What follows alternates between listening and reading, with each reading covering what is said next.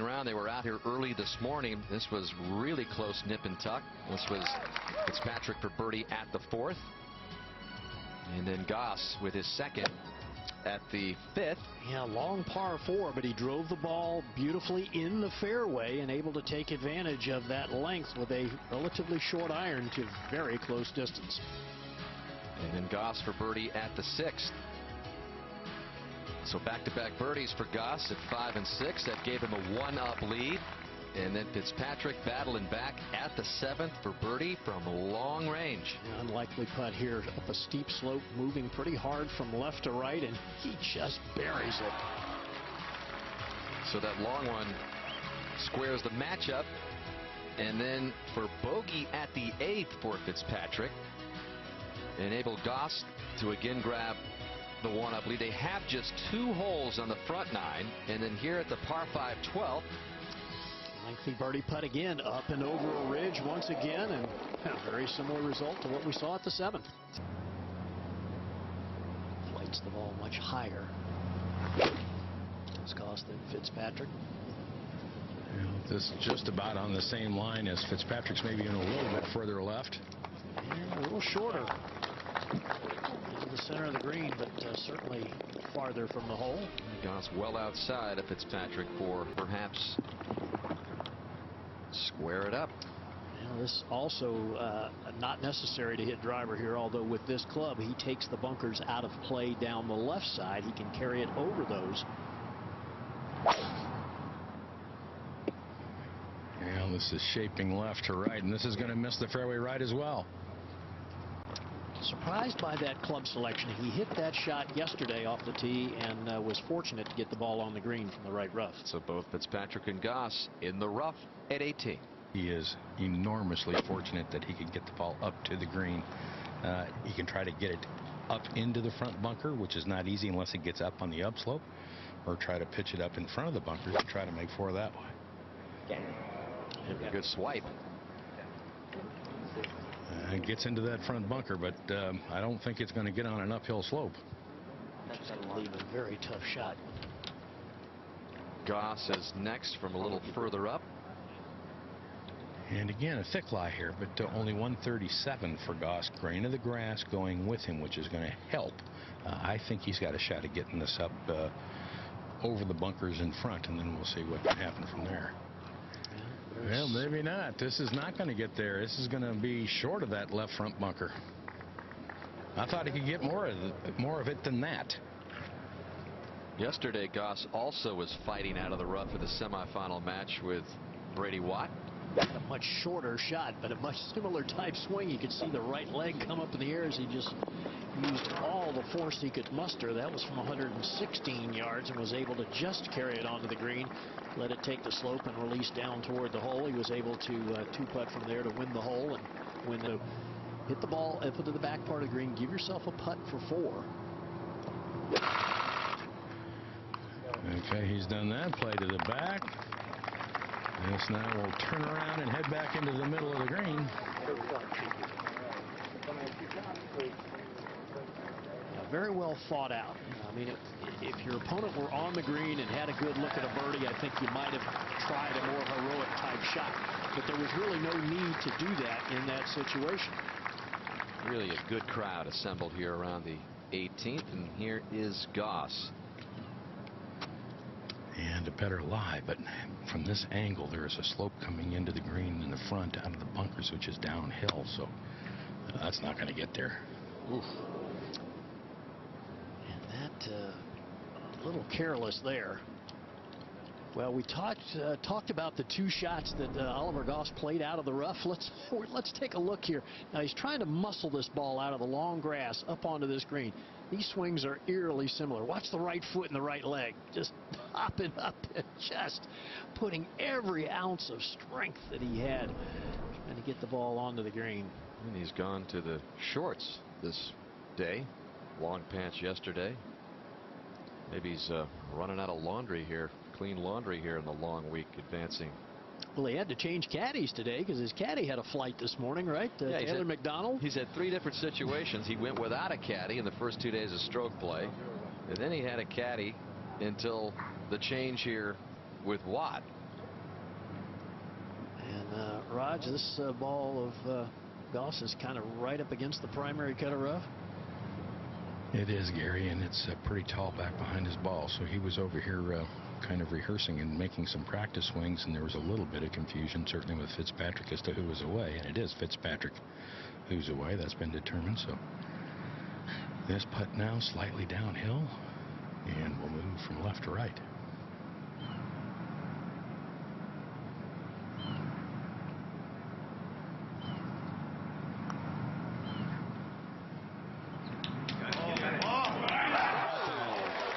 That for nothing in. How about that way to go into the afternoon?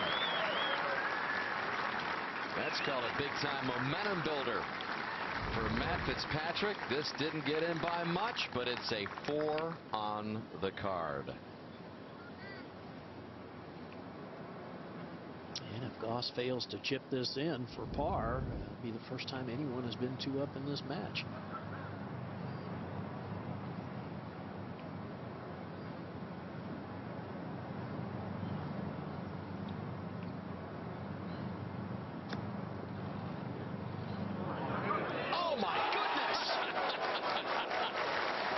Lunch, fellas. How about those 2 fours, Roger? Wow. Nice morning round. Fitzpatrick 1 up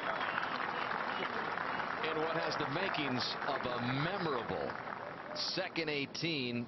The first 18 wasn't bad, and the exclamation point provided by Goss on top of a long par putt by Fitzpatrick.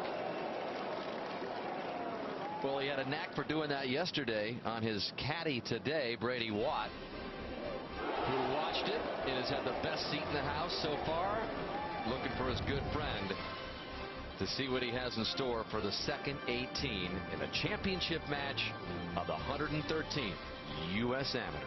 Prior morning, Goss was 1 down before this second at the 5th. Quarterfinalist from last year's championship, with a birdie there to square it up. He also won the 6th with a birdie to take a 1-up lead. But back comes Fitzpatrick, who's trying to become England's first U.S. amateur champion in more than a century. Long birdie putt at the par 3 7th to square it up. The 2 halved just 4 of the first 15 holes. Here is Fitzpatrick's second at the 15th. The Low-Am at this year's British Open. Another birdie there and a 1-up lead. He took that lead to 18 and had this putt for par as both got into the rough here at the Country Club. And Fitzpatrick rolled it in. Looked like he was going to take a 2-up lead to the second 18 because Goss had this to have the hole.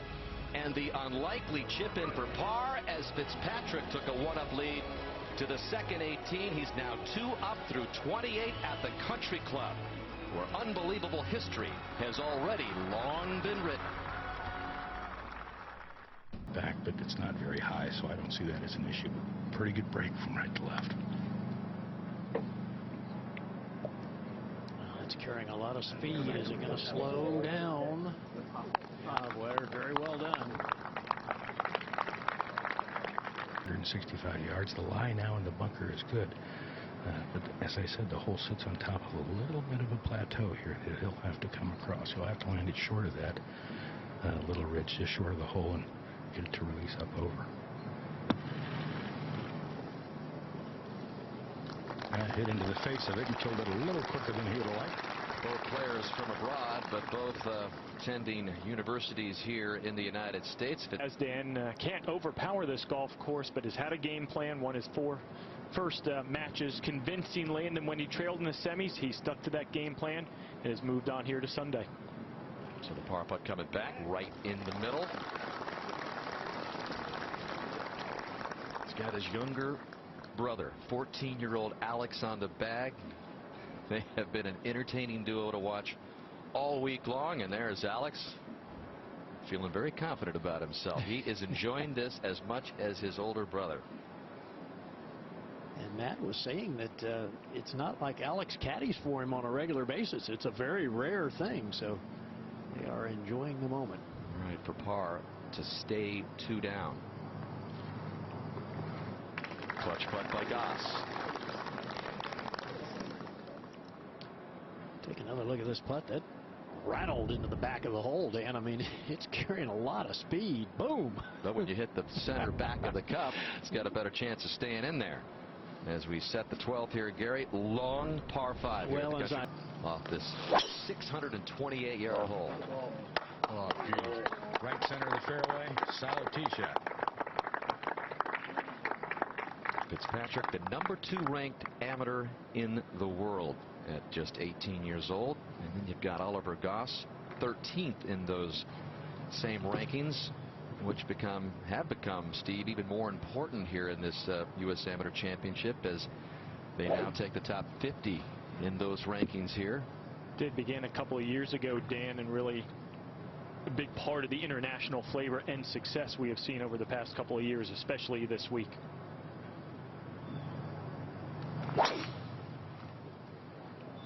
This launched much higher than this too, down the right center. Good looking tee shot. Needs a bounce. Needs a bounce. It got a little one, Raj, but it's going to find the rough. I don't think he's going to have a chance to get there in 2. Well, Dan, Oliver Goss has mentioned that Adam Scott is his golfing hero, so I did a little split screen here to take a look at both players. You'll notice the setup position is very similar. Both have very straight backs, a little bit of flex in the knee as they stand up to the ball. They look very athletic, very similar in build. Both take the club away by pushing it back, keeping it low, big full turn. Adam Scott's backswing perhaps just a little longer and a little more upright, but coming back to the ball, very similar position, great extension through. About the only difference I can see in the finish, well, the hips are turned a little bit more through by Oliver Goss, the left arm perhaps just a little bit higher. I think that might have to do with one being 19 years old and the other being 33, but pretty similar swings, and I have been very impressed with Goss's golf game all week long. A totally blind shot here now. He cannot see the landing area where he's trying to put this ball at all. Solid, beautiful looking shot. I can't tell you how good that is. That area is only about 20 yards wide by about maybe 30 yards long, and to hit that without being able to see that area, that's impressive. And all sorts of problems can occur up there if you're off the mark. So now Goss, Raj. Yeah, pretty good lie in this right rough, but a shame. 274 to the front. Looks like he's just laying up. If that ball had taken one good kick left, he's already driven it over 330 on this hole. And this going a little bit down the left. I think that's okay on that line. Yeah, gets a nice kick, Raj. A little bit back to the right, so both players safely into that layup area. Roger, 12th. This from 82 yards, holds at 19 paces into the green, just over a ridge. Nicely played. That's a good lead. Little left to right breaking putt, ever so slightly back up the hill, so well played. Goss now 81. Much time to hit a good shot here. He's been in position a couple of times here in the last few holes to kind of make something happen and just hadn't been able to pull it off. This is chunked. That was kind of a decelerating swing there. Certainly. So being in the fairway to play to this green is really critical. Look at the fairways in the afternoon session for Fitzpatrick. Well, that was what he was asked earlier in the week. He goes, why are you being successful this week? And, you know, we thought maybe it was a short game or maybe it was some iron play, but he said, hey, I am driving the ball in the fairway. And obviously he has done it throughout this championship match, and that puts a lot of pressure on your opponent. And you see this tee shot now down to the fairway, some 32 feet, so somewhat blind to the landing area.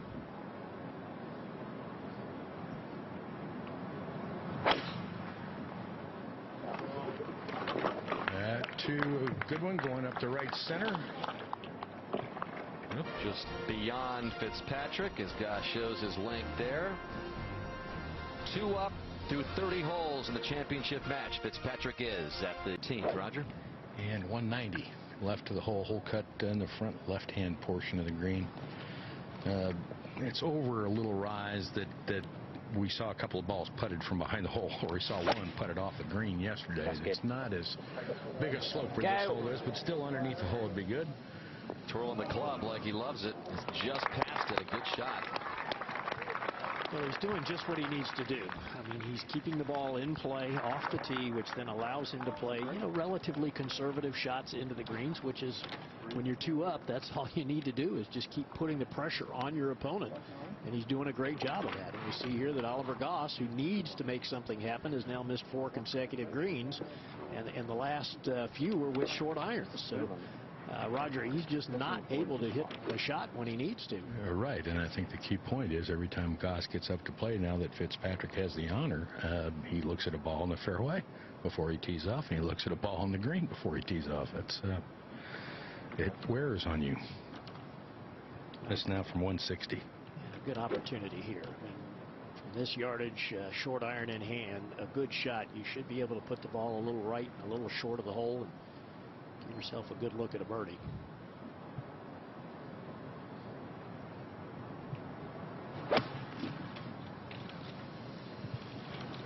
Hit very high and on a line just right of the hole. Now there you go. That's right where you'd like to be, putting uphill. Well, after Oliver's semifinal win yesterday, I had a chance to sit down with the 19-year-old from Perth, Australia, to talk about his incredible week here at the Country Club. You had a chance to check out this Havemeyer Trophy, Oliver, and have you had a chance to dream for just a moment that your name could be on that trophy with all those legends? I have. This is the first time I've seen it. I have thought about it. I don't want to get too far ahead of myself. For so many years, all sorts of young Australian golfers have looked up to Greg Norman. Your generation, it's been more about Adam Scott. You specifically had a chance to play with Adam last year. I know. I got to play with Adam last year at the Australian Masters. Probably the best couple of days I've spent on a golf course. I definitely look up to Adam, not just on the golf course, his whole lifestyle. It was an amazing semifinal match with you and your good friend and housemate this week here. Yeah. When did you decide to have him serve as your caddy in the championship match? Well, I found out today that my caddy has been on the bag all week. He's flying out tomorrow back to Australia. I just immediately, there was no question that I wanted Brady to caddy for me tomorrow. You've developed a quick affection for Fenway Park and the Boston Red Sox. You went there the night before the semifinal, and you got a great honor, a chance to go back to Fenway Park and throw out the first pitch. You going to get it to the plate? I hope so. We'll see what happens. But yeah, I think I'm going to be a little bit nervous. But I didn't think I'd be doing that in my lifetime. But yeah, I'm really happy. It's the first time in the history of this championship that not a single American is in the finals. You guys have made your mark here this week. Did you know what the U.S. Amateur Championship was several years ago, and do you know what the significance of perhaps winning this title is? To me, this is the biggest amateur tournament in the world, and I'm just too excited to be part of the final, and I'm really proud to be here. A chance to put your name along with your fellow Aussie mate Nick Flanagan back in 2003. Exactly right. He tweeted at me a couple of times this week saying it's nice to be another Aussie on the trophy because he's feeling a bit lonely. So. Gary Cowan, also a 2-time U.S. Amateur champion as well. And then Goss, with the baseball situation that he had at Fenway Park, there were the 2 guys that threw out the first pitches last night. Fitzpatrick and Goss side by side at Fenway Park. Goss going there for the 2nd straight night, and Matt over there on the right, who, by the way, didn't even change out of his golf gear. Big swinger from right to left for Fitzpatrick. And Hansett swinging left is going down the hill. And I don't believe lightning fast, but needs to be careful. Yeah, certainly no gimme.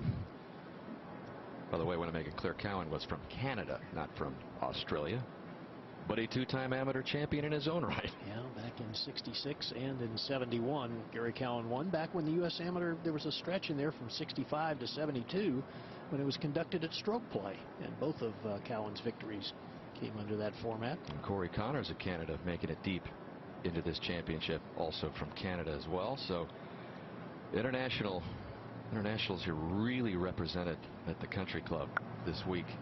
All right, uphill putt. You can be firm with it. Oh, can't be leaving it short. Not when you're 2 down.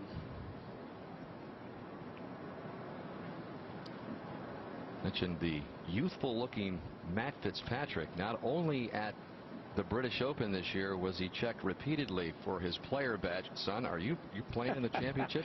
They wanted to know if he was a caddy or a ball boy. Also this week at the U.S. Amateur, he had to constantly ID himself. Yes, I'm in the field, and here he is with a chance to put his name on the trophy.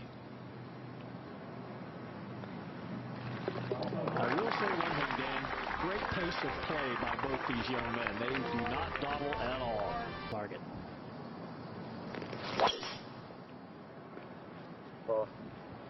And it starts down the left-hand side.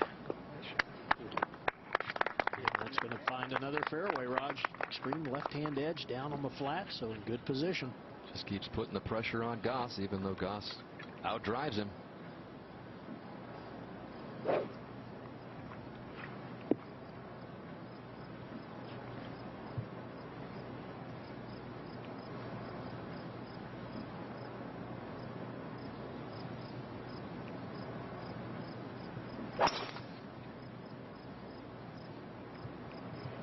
This too launched a little further left down that left-hand side. It's going to find the primary cut of rough. All going to depend on the lie. Not easy to hit the green from there.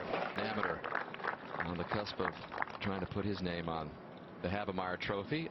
A trophy which has Francis Ouimet's name on it twice. In fact, Ouimet really coveted those 2 U.S. Amateur Championships just as much or more than he did that 1913 U.S. Open. Talk about a shot delivered yesterday in that spectacular semifinal duel between Goss and his good friend Brady Watt. This was the second. At this 14th that nearly Watt pulled out, settled for a conceded birdie, and then his good pal Goss for birdie to have the hole. Well, this is a very improbable putt to make. In fact, he said if I hit it 100 times, I'd probably only make it once. But he did it when it counted. And he kept his one-up lead and ended up closing out Watt. Now his caddy today at the 18th hole. So here they are in comeback mode today. Flights the ball rather low, so not an easy shot here. That sounded a little mishead, peeling a little bit right. I don't know if this is going to get up. It does. It does, but it skips through the green and into the primary cut of rough. And from there, though, at least he will be playing uphill. So not a terrible leave unless the lie is awful. How about Goss's lie, Roger? Goss's lie is not awful. Again, with a big distance advantage off the tee. But you wonder how easily this ball can be controlled from the rough. If he can get enough club on it to get it up on top. And he wants it to get up. It's on a very good line if it does. A bit unfortunate. It just gets through the back of the green and up against the primary cut of rough, so it will not be an easy shot there as it's very delicate going straight down the hill to the hole. And from right to left.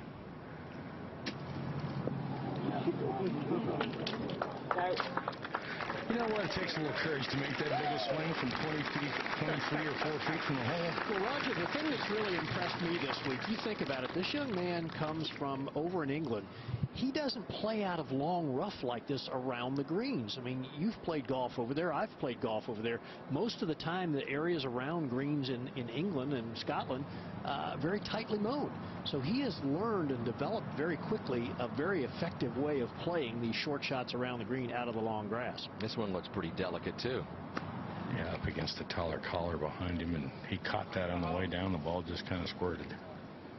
That was a very tough lie for the shot to be played. Goss really, Steve, one of the more celebrated recruits that Tennessee has ever had. He had an All-American season as a freshman. He did. It only started in the spring, Dan. 8 events, 7 top 25s, a third-team All-America selection. Head coach Jim Kelson said he came to Knoxville and helped UT out at a time where that program really needed it. And speaking to assistant head coach Casey Van Dam, he said the recruiting was tough.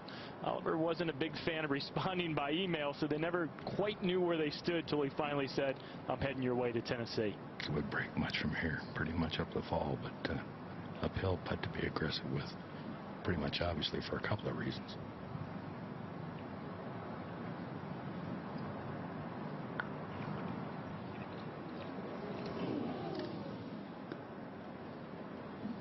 So Matt Fitzpatrick with a chance to take a 3-up lead with 4 holes to play. That is the kind of score with those few holes left that it is. For the day, it's usually good enough. Yeah, that's a good way to play tough golf courses like the Country Club. Conley pours it in for a 3-up lead with 4 to play. Tee that was used in the Ryder Cup right in front. Oh, this is a beauty right down the middle. Maybe drawn just to the left center, but great looking tee shot. And it's not just his younger brother who are here. Again, Matt's parents, Russell and Sue, have been here throughout the duration. And I guess his father was so nervous that he stayed in the clubhouse, couldn't bear to come out here and actually watch his son. His mother came out yesterday when he closed out the semifinal match at 17. We'll see if Dad is able to muster up the courage to come out today. And it's turning a little more to the left. And that's going to find the rough. And with the hole cut on the front left, not a good angle. Now 180 to the hole cut in the very front of the green. Open in front, no bunkers or anything to carry, but just a little right of the hole. Not a bad leave. It's fine. No problem whatsoever. Should make a par without any problem from there. Not such a good angle from this left rough for Goss, Raj. Not as good. 163 lie is okay. The grass not as dense here as it would be if it had been a few yards to his right. Oh, this is pulled though. Going at the bunker left, lands long. over that. Yeah, most pulls go long. The club face is shut down. The ball comes out a little lower, goes farther than you expect, and it's going to be in some nasty grass with a delicate little pitch down the hill back to the hole. Crunch time for Goss, who, if he loses this hole, Fitzpatrick will close it out. Rough, Raj. Yeah, and this is a particularly thick patch around this bunker, and as we've talked about, Gary, the grass around these bunkers is probably the longest rough out here, so this is not an easy one here. It's down in deep. Pretty steep around the hole. Let's slow down. That's pretty good from there. That's nicely done. Leaves it below the hole, but again, it's going to be a putt for a par. And at this stage of the proceedings, he just has not hit enough good short iron approach shots. He's had the opportunities. Random balloting and has come up short. Well, now his son has earned him a spot to Augusta already. A lot of speed here. Ooh, that's something we haven't seen much of. His speed on the greens, around the greens with the putter has been very.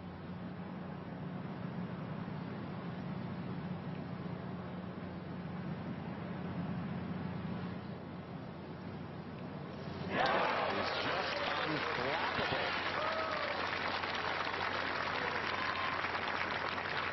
So that's going to put big time pressure on Goss here. Has to make it to move it on.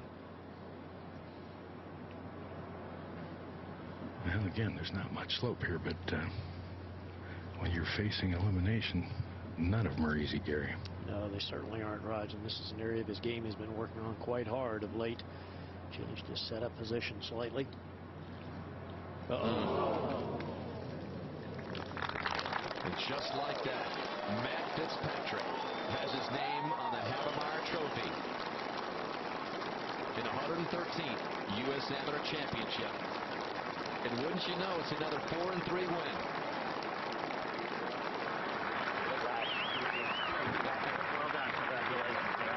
At this point, but still it has to be a wonderful week for you. What do you take from this week? What did you learn about Oliver Goss's golf game? And is there things you think you need to work on? I think everyone's got things they need to work on, but I'm going to take a lot of positives out of this week. It just shows that I do have the game to make it this far, and if someone told me I would have made it to the finals, I would have been really stoked at the start of the week. And if they had told you were going to be in the U.S. Open next year and the Masters next year, how about that? I'd be pretty speechless. I'd be over the moon, yeah. Well, congratulations on a wonderful week. Sorry it didn't turn out a little better for you. Yeah, thank you. Back to you, Dan. Thank you, Roger. And we've been saying all week long that it takes some magic to keep it together for 6 matches beginning on Wednesday to win this title. And Oliver Goss just didn't have his best stuff today, especially in the afternoon. Well, he really didn't, Dan, and he didn't do what we talked about at the top of the show. He had the advantage lengthwise on some of those holes on the back 9 there when we first came on the air, and he was unable to hit the ball in the fairway. And because he was unable to hit the ball in the fairway, he wasn't able to take advantage of that length. He had shorter shots into the greens, but he just didn't play any good ones and didn't give himself many chances. Steve, I imagine the confidence he'll take back to Knoxville will be pretty huge when he joins his mates there. Oh, without a doubt, what a year it has been for Tennessee golf. Garrick Porteous won the British Amateur, a former UT golfer. So a couple of those former volunteers and a current volunteer heading to Augusta. A lot of confidence moving forward for Oliver.